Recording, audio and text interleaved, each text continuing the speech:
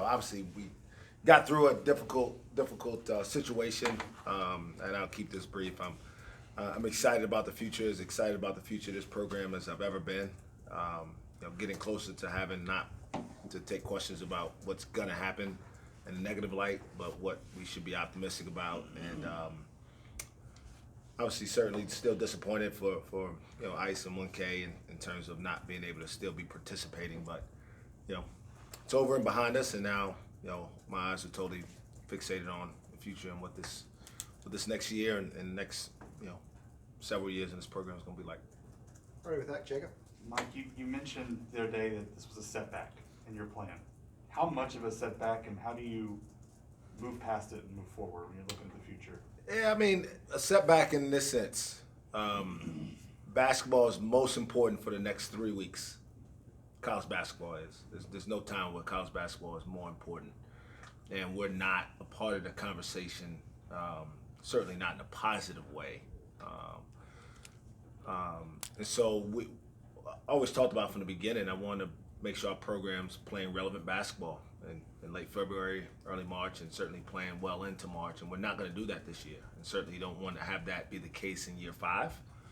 I think anybody who's paid attention understands it wasn't any of our doing. And so, but at the same time, I'm honest, man. Like I said, I know in 2 years, if we don't make the tournament in the next 2 years, they'll say, man, he's been in one tournament, and I guess that'll be 8 years, whatever, 7 years. And the circumstances won't matter. And so I get that we've got to put our heads down and really grind this spring to have a roster that's capable enough to be relevant this time of year, a year from now. Do you expect a lot of roster changes? You got to that point yet? I know Donovan Williams entered the portal, obviously, but do you expect a lot of changes? I'm prepared for whatever happens. Obviously, Donovan's in the portal now, and I want to thank him for his contributions. Although they didn't always show up on the court in the games, he's a really good kid. He's a talented young person, and I think he's got a chance to have a good college basketball career. Finds the right fit.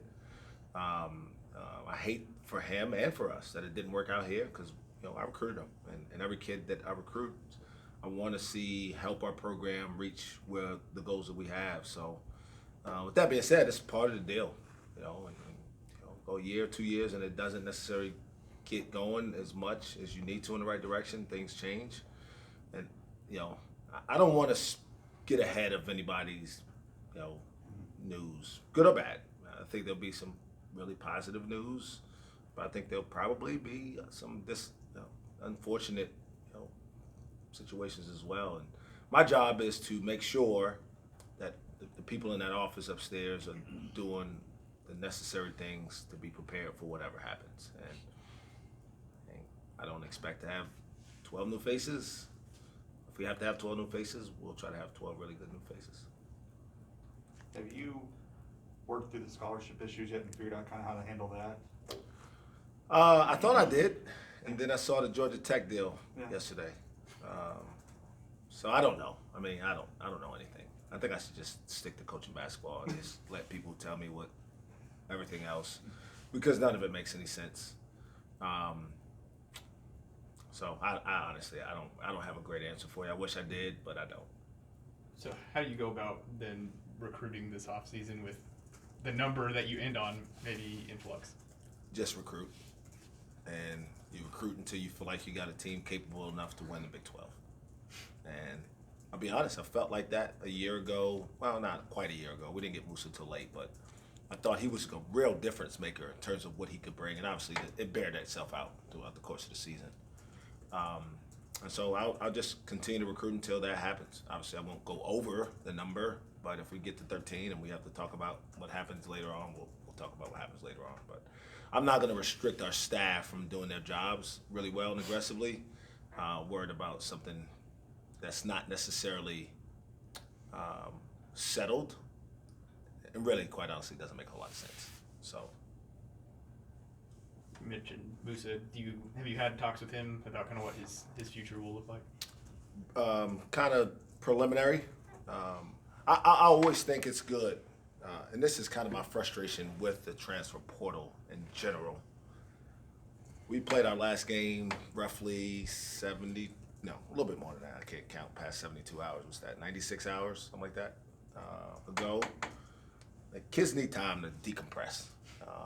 Really, I mean, he's 19 years old. He doesn't need to make a big decision about what could affect his entire life without really sitting back and giving it some thought.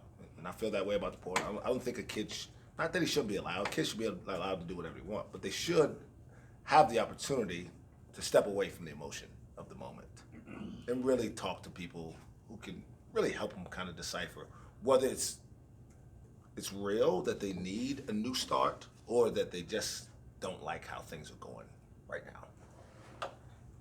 The best thing to happen for me, and I think I've said this before, is the transfer portal was not available in 2001 when Eddie Fogler retired. Because I probably would have made a brash decision. But I stepped back because I didn't want to sit out either. That's not the case with a lot of these kids.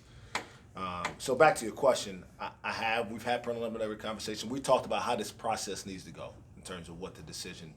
At the end of the day, he'll make the decision that he feels is in his best interest and for his future. But I feel like we did have a positive conversation initially. And it's similar to that with Ice, kind of similar deal, but different, obviously. Every single person on our roster. Obviously, I didn't have a chance to have that preliminary conversation with Donovan. But my goal is to have that conversation with everybody and then give them the space and the time to make the decision that they feel is best while I continue to work to put a team together that can compete at the highest level in the best conference in the country. Has there been any perspective you've been able to gain in those 96 hours? Less so on maybe the emotional parts of Saturday, but removing yourself now and looking back on just the basketball from this past season? Yeah, I mean, the more you think about it, finishing fifth in the Big 12 is a pretty strong place to be, all things considered. Obviously, we stubbed our toe in non-conference a few times more than we wanted to. And obviously, I always take responsibility for that. It's my job. But, we're putting together a bunch of new guys trying to figure out new roles. And, for a while, I think everybody was trying to figure out who was going to be Cade because they kept being asked. And I kept being asked, and I kept trying to tell them, nobody is going to be Cade. Like you all need to just try to do a little bit of what he was able to do. But we figured out a way to have success. And success isn't a 15-15 season, but success is beating the number one team in the country on the road. Success is finishing 8-10 in this league because a team that does that is a tournament caliber team. And that's what we want to be, each year. With the highs and the lows and the challenges this year, how do you use a year like this as like a learning tool moving forward?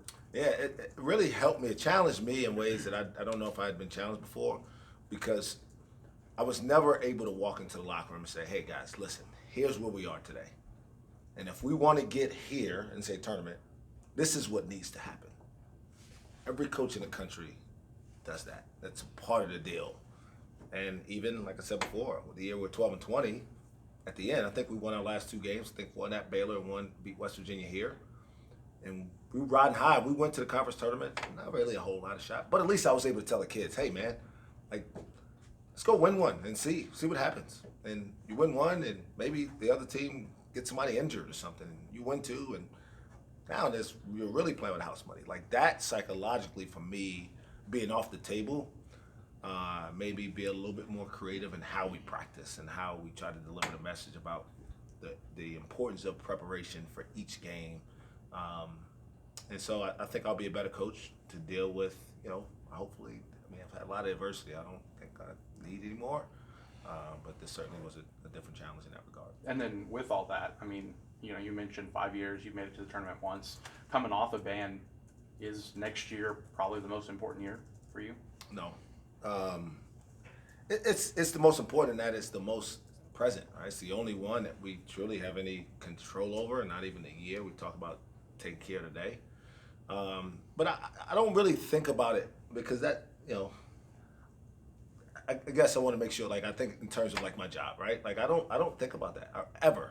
I don't ever think about my job and how secure I am or insecure I am or whether people think I'm doing a good job. I know that happens because it's the nature of our business. but it's really one extreme or the other. So if they're not talking about me potentially resigning or being fired, it's we hope he doesn't ever leave. Like there's no in between. It's not, well, this year was rough. We got some young guys. They'll get better next year. It's literally one or the other. And I can't operate in that space. What I've got to do is pour into these kids every day to try to make them better and allow the results to take care of themselves if we believe we're doing the right things. And I do believe that. I probably should have rephrased that a little better. I didn't necessarily mean like a business standpoint, but just like from like a basketball standpoint, you know, you're coming off a ban for the team going into it. Yeah, I mean, I think it's important in the sense that we want to be our best. We want to get back on track, to Jacob's first question. This year was a setback in terms of when I first took the job. I thought incrementally, where would I like the program to be after year one, after year four? And I think last year I said, we had the best player in the country, but he was a freshman. But, he had never been in an NCAA tournament. There's a different deal. But I thought we were right where we wanted to be because now there were real eyes on our program. Like they saw the best player in the country come here and have success and win. That hadn't happened a lot with guys like him. Ben Simmons, people say was in terms of team success, a failure at LSU, and trade deal. They got to the tournament. They ended pretty poorly. Guess Zion did it a pretty good level. Markelle Fultz goes to a non-traditional blue blood to Washington. They don't have a great year. But we did it differently with him, and I think we have an opportunity to get the train back on the right track, or moving back in the right direction. Not back on the right. I think we're on the right track, just moving in the right direction again. Returning to the roster and knowing that you could have as many as 12 new faces come next fall, but are there reflections you have now as far as how this team worked from its build to how you might want to build it for next year? Absolutely. Need more shooting. And consistently proven. Probably need to design our offense for better spacing for shooters.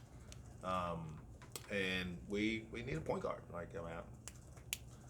I'm pretty honest, man. Like there's some, and not just because we were a high turnover team, because we actually got better.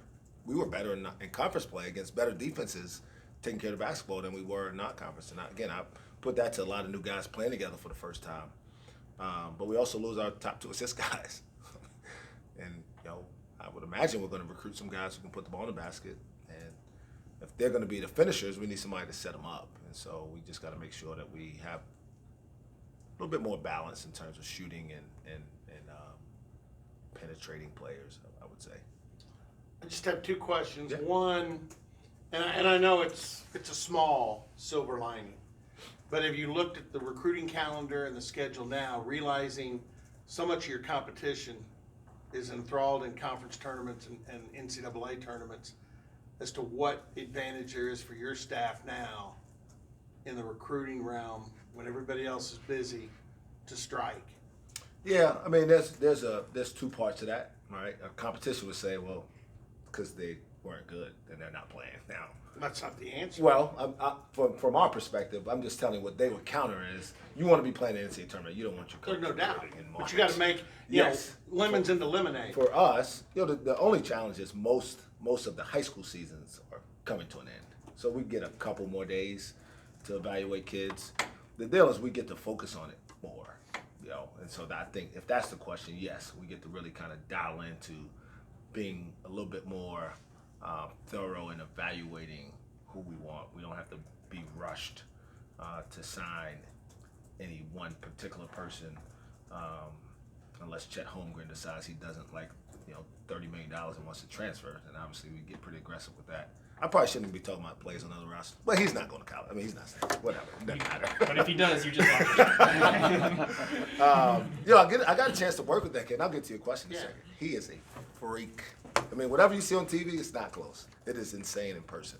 But yes, to your question, there's a silver lining in that we can be a little bit more diligent in the recruiting spring, because spring recruiting is really difficult. Just because the time is shrunk down. But I don't think we'll be rushed. Because of that, we have a little bit more time to make sure we get the right pieces. All right, my other question, Yeah. you touched on it after the game Saturday, and then I heard you on with Ari and Dave on Sirius XM, and Ari asked you point blank, it's my pet peeve with what's going on right now. And I know it's hard to prove because high school coaches, third parties are being used, family members are being used, but tampering is run amok. Sure. And it's just not right. I mean, like you said, it appeals to the worst part of our game and Absolutely. our setup. Absolutely. And, you know, the truth is everybody's looking for greener pastures, an easier route. And the truth is, guys who want to ultimately get to the highest level of this game, there is no easy path. There is none. So if you go to a team where you're going to get the ball more or be able to shoot without any restrictions, that's not necessarily good for you. Because you know what's going to happen to a kid who's a high volume player who goes to the NBA? He's probably not going to play that much.